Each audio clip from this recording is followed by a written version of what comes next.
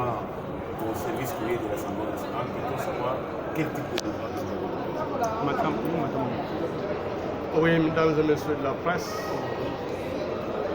je viens de faire une initiative parlementaire de contrôle parlementaire. Je viens d'adresser une question écrite à 3 membres du gouvernement, à savoir Madame la ministre d'État, ministre de portefeuille, Madame la ministre des Mines et Monsieur le ministre des Finances de la République démocratique du Congo au sujet de la signature par les 3 membres du gouvernement d'un accord de joint venture avec la société Primera. La société Primera est une société de droit des Émirats arabes unis. Qu'est-ce que vous reprochez Au terme de cet accord, il est indiqué que la société Primera et la République démocratique du Congo créent ensemble des sociétés Primera RDC.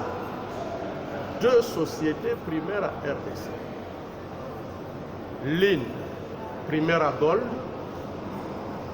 pour l'or, et l'autre, Primera Metals, pour les 3 terres. Mesdames et messieurs de la presse, il s'agit d'une mafia organisée.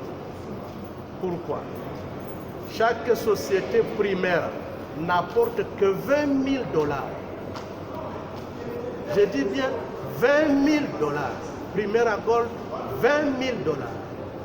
Primera Metals, 20 000 $. Et dans les 20 000 $, la RDC apporte 9 000 et la société primaire n'apporte que 11 000.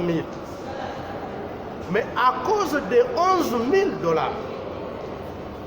les 3 membres du gouvernement accordent un monopole pendant 25 ans pour l'or, pour le coltan, pour la cassiterite, pour le cobalt, bref, 3 T pendant 25 ans pour toutes les provinces du Nord Kivu, du Sud Kivu et du Mali. Mesdames et messieurs, c'est inadmissible.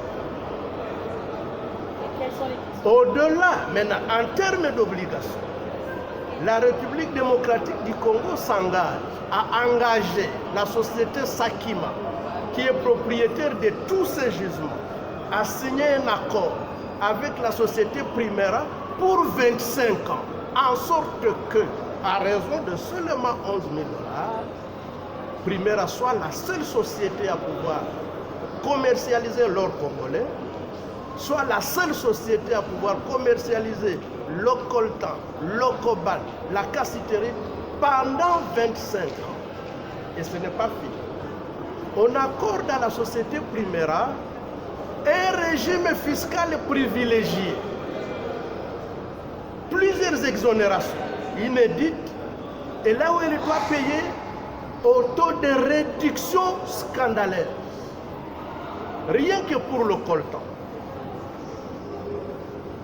Les sociétés congolaises et entités de traitement congolaises payent 12% de la valeur de chaque marchandise, du moins de la cargaison des minéraux, à l'exportation. Là où les sociétés congolaises payent 12%, Primera ne payera que 3,5%. Nous avons calculé uniquement pour le coltan, le trésor congolais paye 80% de ses revenus. Au cours des mois, à voir le flux, nous perdrons 500 millions de $ chaque mois pour les 3 provinces et pendant 25 ans. Nous avons donc dit que c'était inadmissible. Nous avons posé la question aux membres du gouvernement concernés parce que, comme vous le savez, le régime conventionnel a été abrogé par le nouveau code minier. Aujourd'hui, nous sommes sous le régime légal et toutes les sociétés sont traitées de la même manière.